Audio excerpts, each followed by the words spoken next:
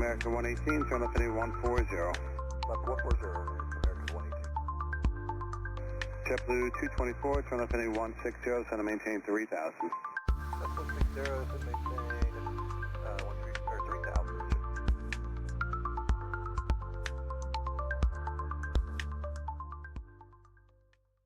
Buenas noches a todos. Bienvenidos a este nuevo episodio del podcast del Consejo de Capitanes. Esta noche tenemos un invitado muy interesante con nosotros, el señor Josh Arnold, quien tiene mucha experiencia en seguridad en los Estados Unidos. Vamos a hablar sobre seguridad, los aspectos modernos de la seguridad o el enfoque moderno de la seguridad operacional y cómo tal vez podemos implementar algo de eso en la República Dominicana. Voy a comenzar presentando a nuestro invitado. Josh tiene más de 20 años de experiencia en la industria, tanto como piloto como especialista en seguridad. Actualmente es el director de seguridad operacional de una importante aerolínea estadounidense. En cuanto a su formación, se graduó en Ciencias Políticas, Filosofía y Economía por la Universidad Estatal de Minnesota y tiene una maestría en Seguridad y Gestión de la Aviación de la Universidad Embry-Riddle. Ha sido director de seguridad en 2 aerolíneas importantes diferentes en Estados Unidos, en lo que se conoce como un puesto Parte 119, y ha gestionado programas clave de seguridad como ASAP, el Programa de Acción de Seguridad en la Aviación, FRMP, el Programa de Gestión de Riesgo de Fatiga, y FDM-FOCA o Monitoreo de Datos de Vuelo y Aseguramiento de la Calidad de las Operaciones de Vuelo, y ha realizado investigaciones de accidentes e incidentes. Se desempeñó como vicepresidente y presidente del Comité de Seguridad de Vuelo de Airlines of America y actuó como enlace de la compañía con agencias gubernamentales nacionales e internacionales. También es piloto certificado en ambos, el Boeing 747 y el Airbus 320. Como descargo de responsabilidad, como siempre decimos, todo lo que mencionamos aquí es nuestra opinión personal y no representa a nuestro empleador. Gracias, Josh, por acompañarnos esta noche y por compartir tus conocimientos con el equipo. Sí, lo agradezco, Francisco. Gracias. A veces olvido cuánto tiempo llevo haciendo esto. Mirando hacia atrás, ha habido muchos recuerdos especiales, pero me siento feliz de estar aquí. Genial. Muy bien, hoy queremos hablar sobre el enfoque moderno de la gestión de la seguridad. La seguridad ha cambiado mucho a lo largo de los años y existen diferentes filosofías en la forma en que se aplican las cosas hoy en día. Tú, como director de seguridad de una aerolínea estadounidense, cuéntame cómo has visto cambiar los enfoques de seguridad a lo largo de los años. Sí, creo que sin duda ya hemos visto los cambios. Llevo en seguridad desde antes de que existieran los sistemas de gestión de seguridad a bordo. En mi primera aerolínea ayudé a implementar el SMS y en la aerolínea donde trabajo actualmente tenemos uno consolidado que ha estado funcionando durante casi 10 años, lo cual es genial.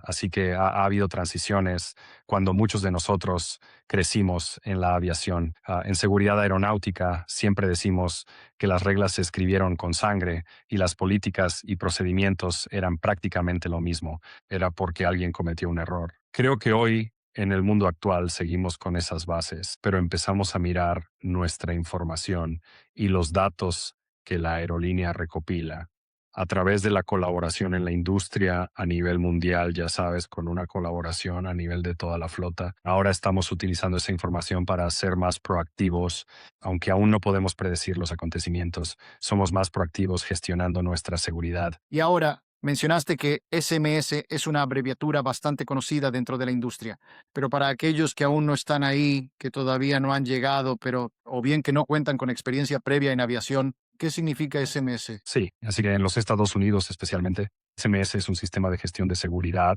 Para nosotros se trata de cómo la FAA o nuestro organismo regulador nos han indicado que debemos gestionar nuestra aerolínea y realmente es una forma de gestionar nuestra aerolínea basada en datos. Y eso se logra a través de evaluaciones de riesgos, seguridad, garantía de riesgos, revisando toda la información, revisando todos nuestros programas. Cuando tomamos una decisión, ya sea para cambiar algo, modificar una política o procedimiento, tal vez agregar o eliminar algo en la red, añadir o quitar flotas, todo eso se hace en base a datos de capacitación, datos operativos. Así es como hemos elegido y se nos han dicho que dirija las aerolíneas ahora. Y como bien sabes, en la República Dominicana, donde esto está más o menos enfocado, hemos visto que muchas de las personas de SMS normalmente son ingenieros, no son pilotos por alguna razón particular o simplemente carecen de experiencia previa en aviación. ¿Qué tan importante es tener experiencia en aviación? Si acaso, cuando trabajas en SMS, Bien,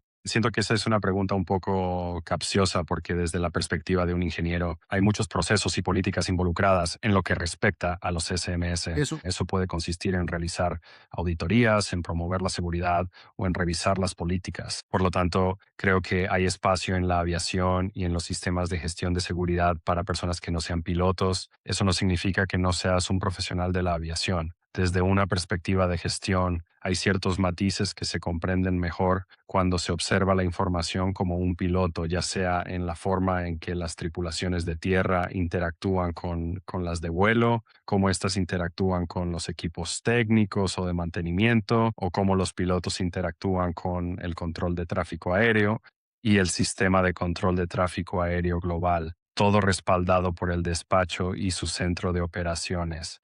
¿Ayuda a ser piloto? Pero Sin duda. cuando digo piloto, lo que quería decir era una persona que cuente con una vasta experiencia en el sector de la aviación. Por ejemplo, vemos que en muchas de las diferentes empresas privadas con las que hemos tenido la oportunidad de hablar, e incluso en el gobierno de la República Dominicana, las personas que están relacionadas con la parte de gestión de seguridad suelen ser ingenieros que no tienen experiencia en aviación, como es el caso de los ingenieros industriales. Parece ser una de las profesiones preferidas para incorporarse al área de SMS. Así que, ya sabes, es muy diferente de lo que hemos visto en Estados Unidos, donde puede que no seas piloto, pero puedes ser alguien con experiencia en aviación, como un controlador de tráfico aéreo, un mecánico, alguien de administración aeronáutica o algo relacionado con la aviación, donde entiendes la industria. Vemos una gran diferencia en el enfoque respecto a eso. Claro, sí, ahora entender un poco mejor la pregunta, yo diría absolutamente. Desde mi perspectiva, casi todos los profesionales con los que he trabajado en dos aerolíneas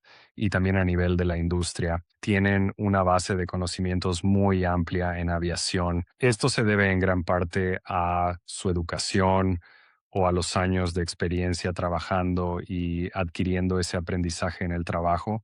Y luego está toda la capacitación requerida al trabajar en una aerolínea, ya sea en funciones de aeropuerto, operaciones en tierra, operaciones técnicas o mantenimiento, en cualquiera de los puestos de apoyo o cualquier posición de soporte que puedas imaginar. Y en tu caso, haces ambas cosas. Eres el director de seguridad operacional, pero también eres un piloto certificado con habilitación de tipo para la aerolínea y hay ciertos momentos del mes en los que realmente sales a volar en línea y puedes observar directamente cómo es la experiencia de la operación técnica diaria como piloto. Cuéntame cómo eso te ayuda en tu puesto como director de seguridad operacional. Absolutamente. Creo que es un aspecto invaluable para mi trabajo y creo que cualquier persona dentro de una estructura de gestión que tenga la capacidad o pueda volar, que efectivamente vuele, puede ver el valor intrínseco de eso. Salgo a volar al menos 2 veces al mes, si no es que más, dependiendo de cómo se vea al mes. Y depende de cómo luzca mi trabajo diario de dirigir el aspecto de seguridad.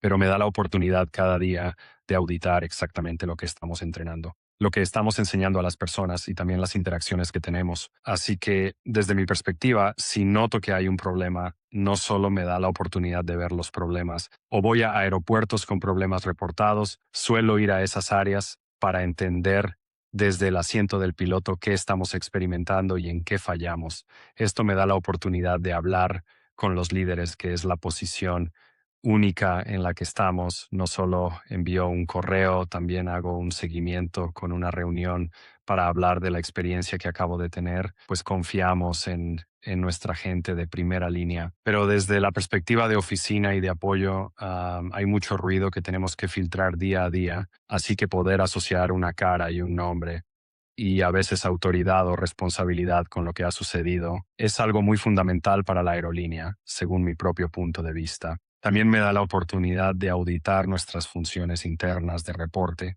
así que si veo que hay un problema no solo iré a donde sea necesario, ya sea operaciones técnicas, operaciones en tierra, aeropuertos, pero también puedo presentar un informe interno de acción de seguridad o puedo presentar un informe a SAP, o puedo presentar un informe de fatiga y luego puedo observar cómo esos sistemas funcionan como lo harían normalmente, para ver internamente cómo lo estamos haciendo, si estamos comunicándonos con nuestro personal de primera línea, si estamos proporcionando los recursos y la retroalimentación adecuados a lo que sea que se reporte. Así que para mí es invaluable salir y volar, y creo que la mayoría de las personas en una estructura de gestión sentirían lo mismo si tuvieran la oportunidad. Eso es realmente increíble. ¿Y cuál es la relevancia fundamental de la transparencia en todo esto? Este es otro pilar esencial de la seguridad operacional que hemos visto en la República Dominicana y que es muy diferente de Estados Unidos. Parece que allá quieren mantenerlo todo bajo un velo de secretismo. De hecho, existe una regulación por parte del ente regulador de aviación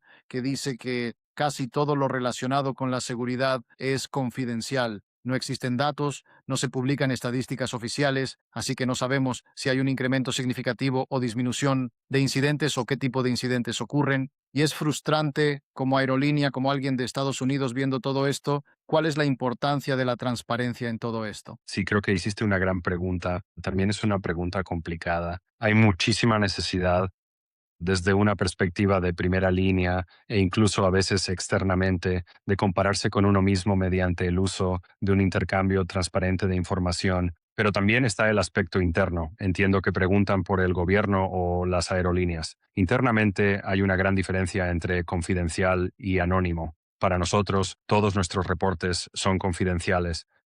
Mantenemos los reportes y la identidad de los remitentes bajo confidencialidad, pero no significa que sean anónimos. Y así internamente compartimos reportes confidenciales y narrativas presentadas ya sea a través de ASAP o algunas de nuestras otras funciones de reporte, como programas de fatiga. Mantenemos la confidencialidad de la persona, pero usamos esa información de manera transparente con el personal de primera línea o incluso con nuestros reguladores para decir, oigan, esto es lo que estamos viendo. Esto es, potencialmente, nuestro plan o un área que queremos corregir y mejorar. Vemos beneficios muy significativos en ese aspecto y también para los actores externos involucrados. En Estados Unidos tenemos ASIAS, así que deberías saber esto de memoria, pero el análisis de la seguridad de la aviación y el intercambio de información es lo que todo eso significa en realidad.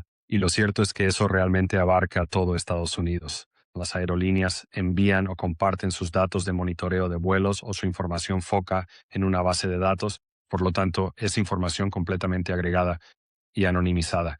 Y eso nos permite ver cómo operamos como aerolínea en comparación con otras aerolíneas dentro de Estados Unidos, lo cual, ya sabes, probablemente quieras ser el número uno en todo. Si no eres el peor, buscas destacar en todo. Esto permite una comparación justa entre fuselaje ancho con ancho, estrecho con estrecho o regional con regional. Y esto puede incluir aproximaciones inestables, despegues abortados, así como alertas del GPWS. Para nosotros, compartir esa información y ser transparentes sobre nuestra posición en comparación con otras empresas nos ha aportado mucho, grandes dividendos y rentabilidad desde el punto de vista de la seguridad operacional. Mencionaste algo interesante que es el punto de referencia.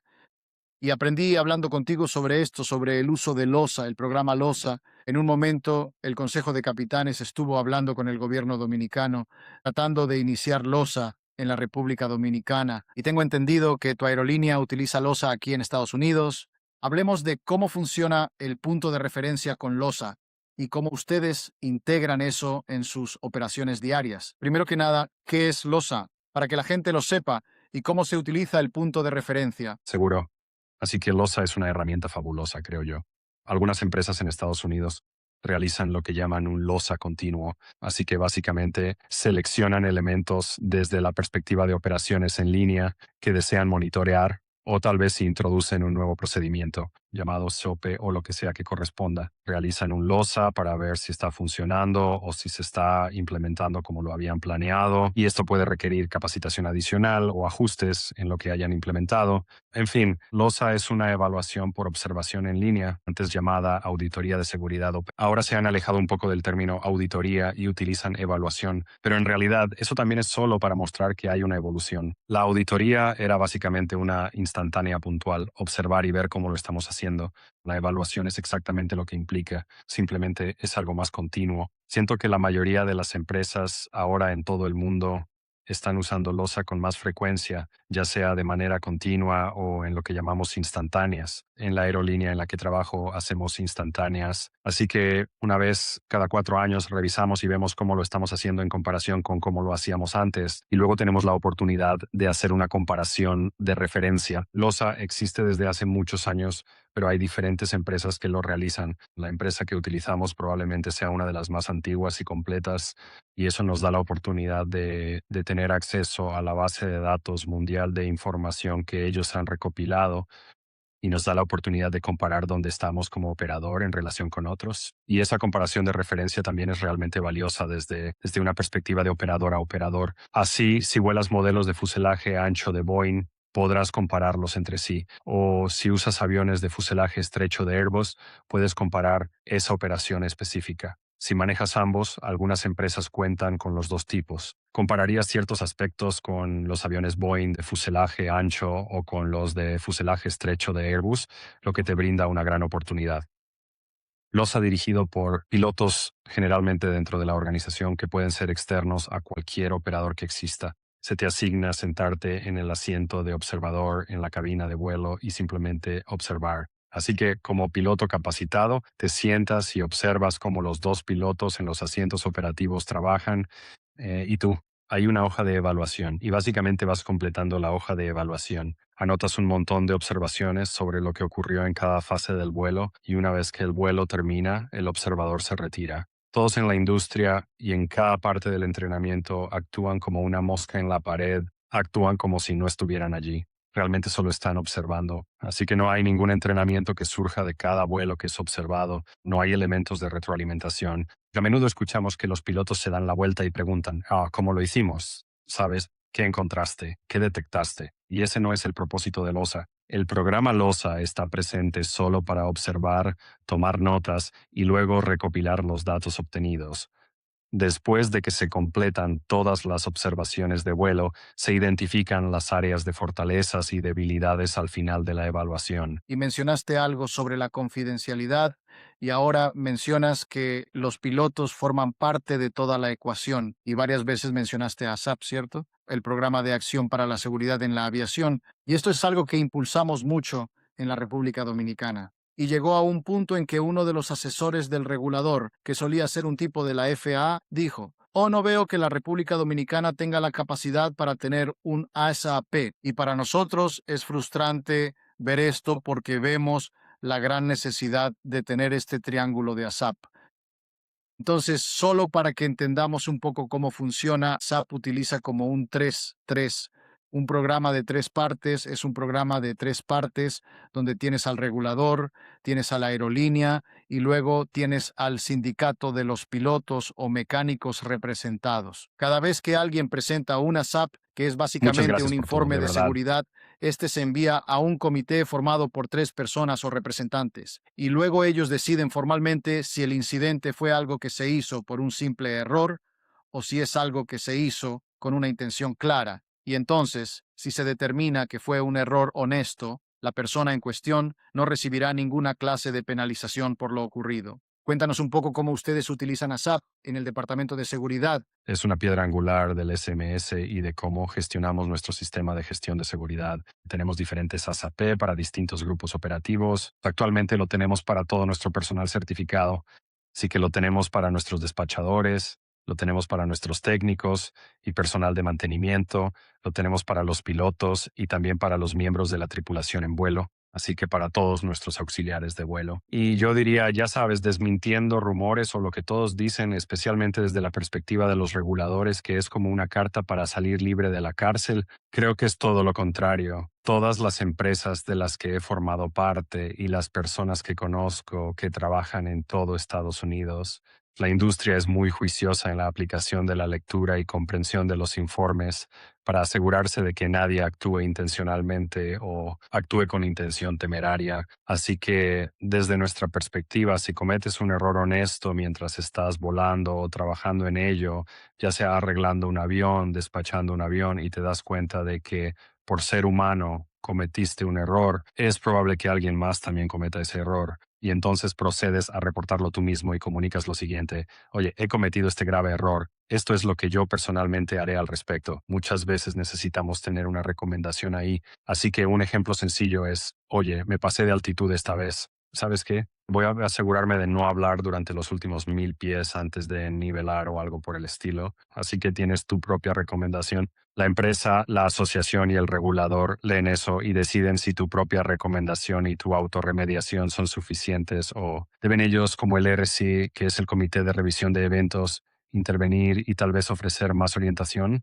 Esa orientación puede tomar muchas formas. Puede ser una llamada telefónica, una reunión en persona o incluso una capacitación dirigida. Por lo general es una de esas tres opciones, y luego el piloto o el técnico continúa con su trabajo después de completar eso. Pero desde nuestra perspectiva estamos empezando a crecer, pasando de tener solo personas que se autoinforman y dicen, oye, cometí este error, a personas que dicen, sabes, casi cometo este error. O, sabes, gracias a nuestros procedimientos y políticas no cometí el error, pero tal vez otra persona sí lo habría cometido. Y eso es realmente útil para nosotros porque podemos volver y revisar nuestras políticas, procedimientos y decidir, bien, podemos ajustar esto un poco mejor para esta situación o para aquella, para que otra persona no se encuentre en la misma trampa. Parece que ustedes utilizan muchos números, muchas estadísticas. Mi siguiente pregunta iba dirigida en esa dirección. ¿Cuál es la importancia del uso de estadísticas en el entorno de seguridad operacional actual? Realmente creo que la utilización de estadísticas es probablemente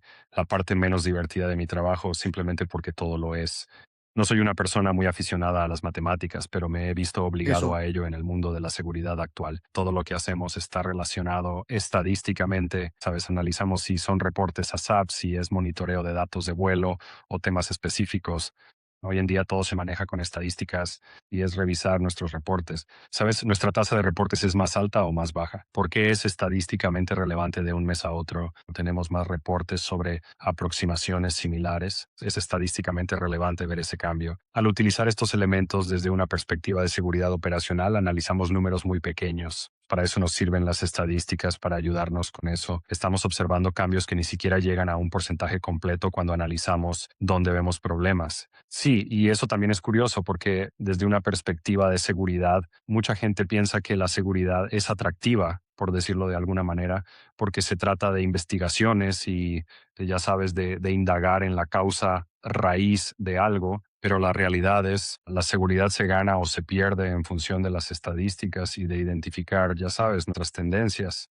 Y nuestras tendencias no son gráficos que muestren, ya sabes, grandes picos hacia un lado u otro. Se trata de observar cambios de décimas y centésimas de punto porcentual en la forma en que estamos operando la aeronave. Si estamos viendo más o menos reportes e intentando corregir con un cambio muy, muy pequeño. Así que no sé si esa es una respuesta demasiado general, pero las estadísticas son fundamentales para nosotros. Y también desde una perspectiva de seguridad, ya sabes, desde una perspectiva de SMS o de gestión de la seguridad, las estadísticas realmente nos ayudan a justificar si debemos cambiar o no. Eso también es una parte importante, especialmente al trabajar con los reguladores. Ellos dirán, yo vería algo, ya sabes, bueno, oye, tú no sé, si tuviste un roce en la góndola del motor o un roce en la cola o algo por el estilo. Tienes que cambiar la forma en que aterrizas el avión o entrenar cómo aterrizas el avión. Bueno, echemos un vistazo a las estadísticas. Esto ocurrió una vez en los últimos 5 años, y en los últimos 5 años tal vez operamos 5 millones de vuelos. Desde el punto de vista de seguridad, cuando miramos las estadísticas de 1 en 5 millones, nuestra exposición al riesgo es bastante baja. Tácticamente, algo no estuvo bien ese día, ya fuera por el horario y la fatiga, ya fuera por la distracción, o si hubo algún sobresalto o sorpresa. Efecto que ocurrió en la cabina de vuelo que, ya sabes, tal vez cambió, o interrupción que cambió la forma en que operaban los pilotos entrenados. Podemos eliminar eso mediante el entrenamiento o podemos concienciarlos más. ¿Podríamos compartir esa información con el grupo de piloto? Claro, pero no implica necesariamente un cambio. Las estadísticas ayudan a justificarlo de una forma u otra. ¿Sabes una cosa? Ahora, al escucharte, recordé conversaciones muy interesantes que tuvimos con empresas y con el regulador local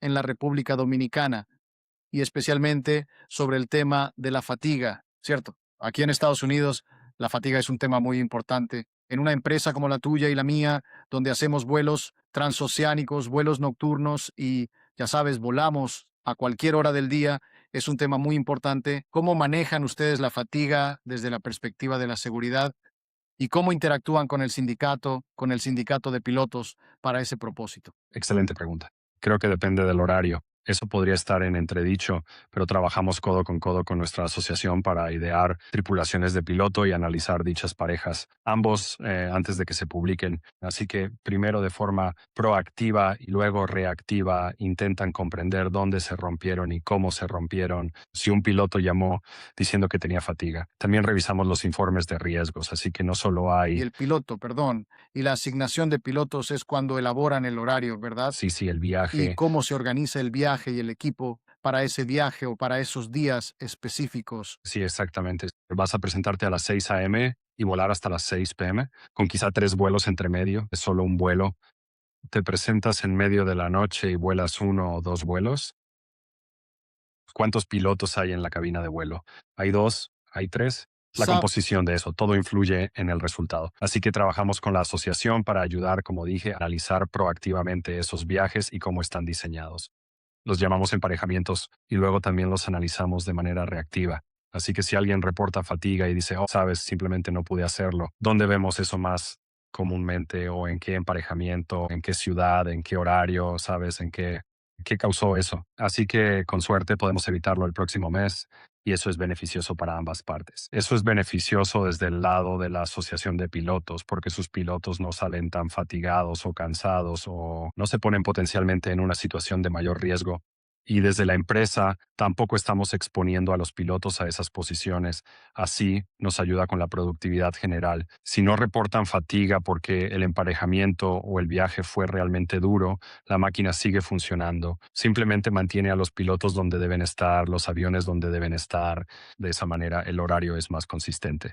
Así que trabajamos mano a Mencionaste mano. algo interesante y como dijiste, cuando alguien llamó fatiga, ¿verdad? Aquí en Estados Unidos, normalmente, si no te sientes en condiciones de volar, incluso si vienes de vacaciones, esto es un gran problema, porque hablando con una empresa en la República Dominicana sobre su día, uno de los directivos dijo, ¿cómo puede alguien llamar fatigado al venir de vacaciones? Bueno, pueden ser mil cosas diferentes las que no te permitieron dormir bien y descansar bien antes de ese vuelo y no es necesariamente culpa del piloto. Exacto. Así que cuando alguien reporta fatiga y dice que no puede volar, lo sacan del vuelo y lo ponen a descansar según la compañía cierta cantidad de horas sin preguntas. Es una parte muy importante. Algo curioso con esta empresa es que decían que en años han tenido 0 reportes de fatiga. Eso para nosotros fue una alerta inmediata, porque ¿cómo puedes tener 0 reportes de fatiga cuando tratas con seres humanos, verdad?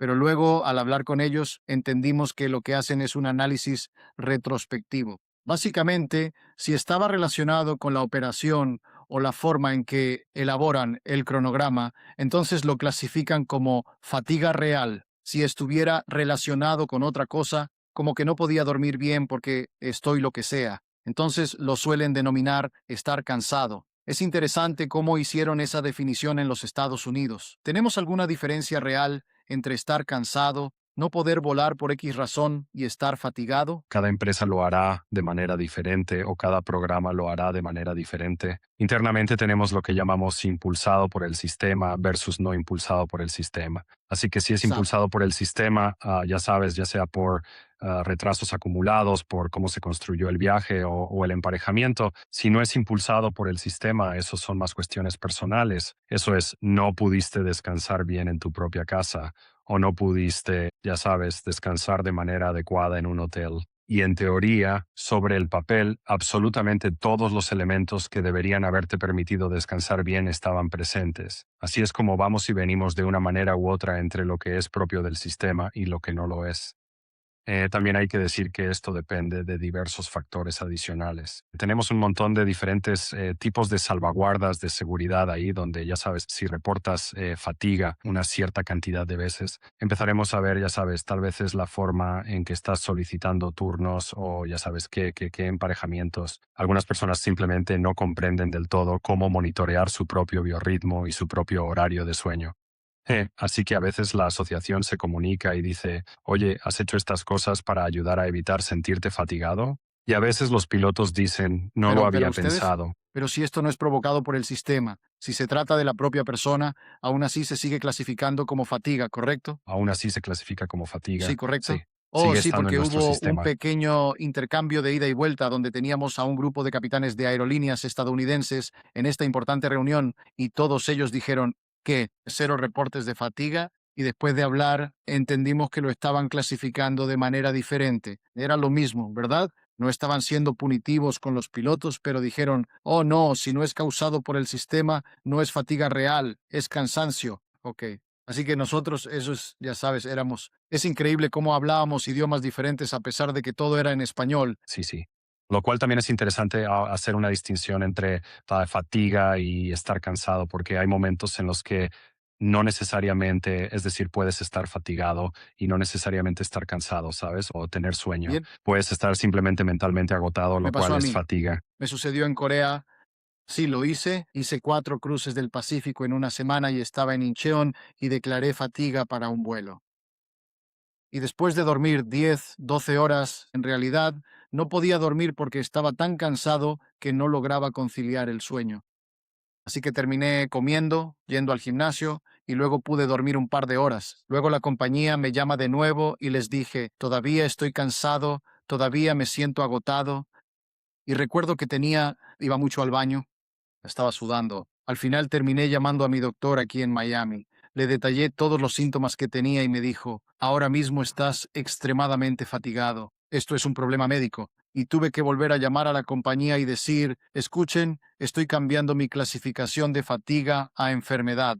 En realidad estoy enfermo. Y recuerdo que uno de los jefes de pilotos me preguntó, ¿cómo puedes hacer eso? ¿De qué estás hablando?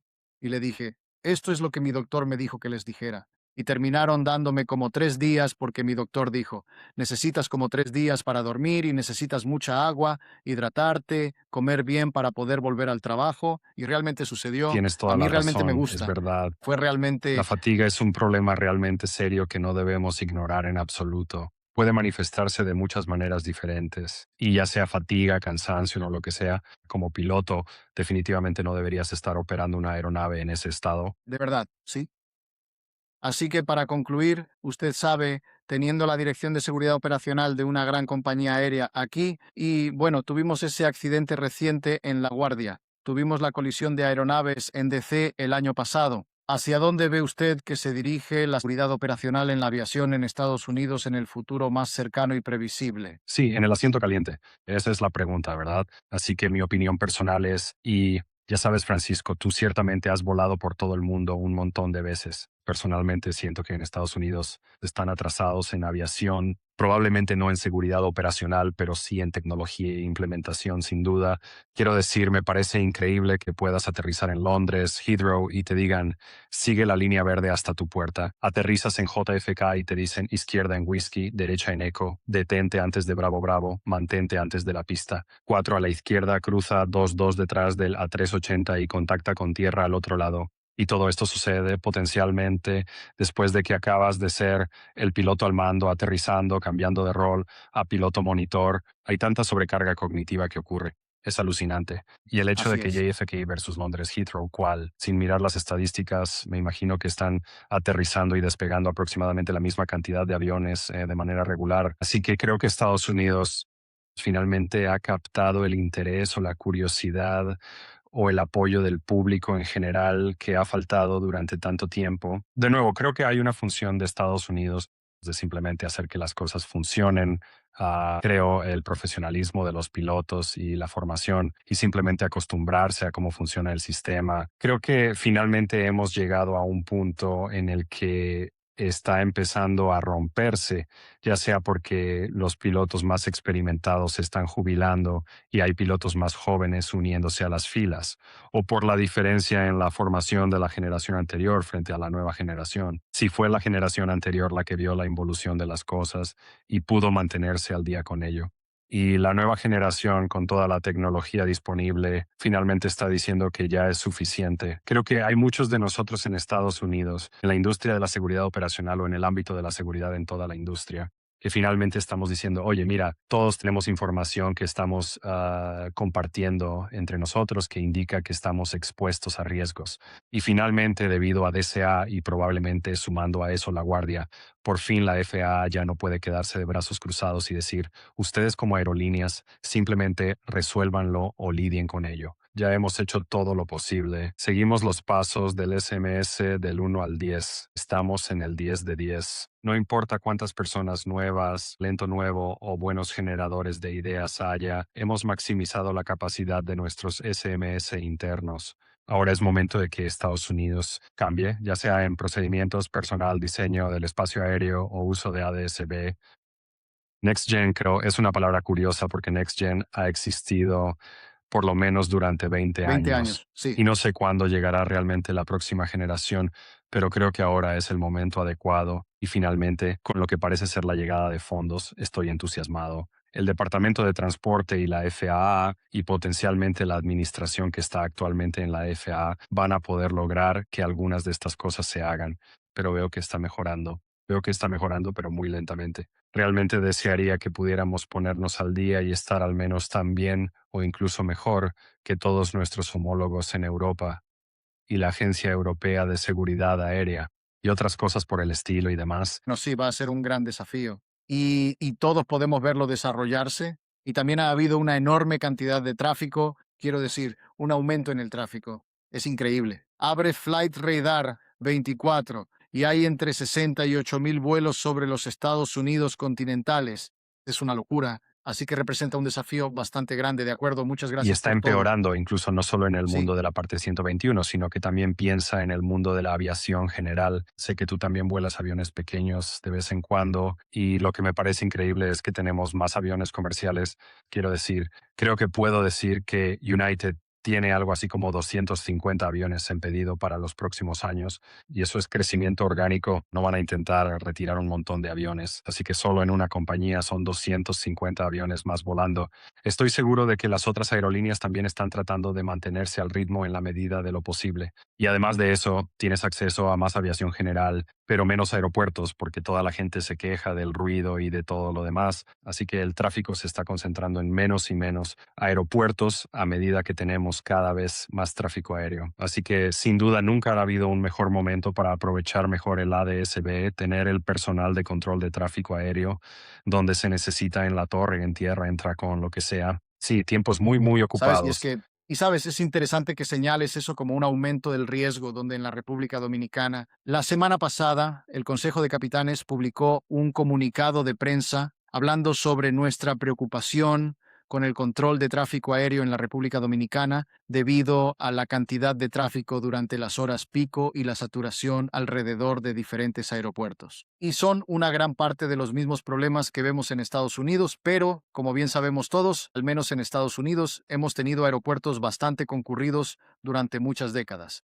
En la República Dominicana, esto es algo nuevo, tener estos aeropuertos tan concurridos en un espacio más pequeño, con tráfico que converge desde diferentes direcciones y demás, y se está volviendo muy saturado. Así que estamos siguiendo justo detrás de Estados Unidos en este riesgo y necesitamos trabajar en ello para mitigar el riesgo como siempre lo hacemos. Bueno, señor Josh Arnold, muchas gracias por... Nos encantaría tenerlo en otro episodio más adelante, donde queremos hablar sobre la investigación de accidentes. Sabemos que usted participó en una de esas situaciones difíciles donde hubo un accidente grave en los Estados Unidos y trabajó de cerca tanto con la FAA como con la Junta Nacional de Seguridad en el Transporte. Así que queremos escuchar todo sobre eso más adelante en un próximo episodio. Gracias por su tiempo esta noche y si tiene algo más que decir a todos, el espacio es todo suyo. No, realmente aprecio la oportunidad, Francisco, de estar aquí. Creo que la seguridad trasciende por completo la cultura. Creo que proporcionar una cultura de seguridad, no solo para Eso las es. aerolíneas, sino también para el mundo de la aviación en general, es sumamente importante. Así que si hay algo en lo que pueda ayudar con eso, y sé que el Consejo de Capitanes está haciendo todo lo posible, pero esto ayuda no solo a los pilotos, sino también a los pasajeros, a los clientes, realmente a los ciudadanos del mundo. Así que los felicito a todos por lo que están haciendo. Gracias. Y para todos los demás que nos escuchan, recuerden que pueden encontrarnos en YouTube, Apple Podcasts, Spotify y Amazon Music. Por favor, suscríbanse al podcast Captain's Council y nos vemos la próxima vez. Gracias, Josh. Gracias. Para ver o escuchar más episodios de este show, síguenos en YouTube, Apple Podcast, Spotify o Amazon Music. Para contactarnos, escríbenos a info@captainscouncil.org. Gracias por escucharnos en The Captain's Council Podcast.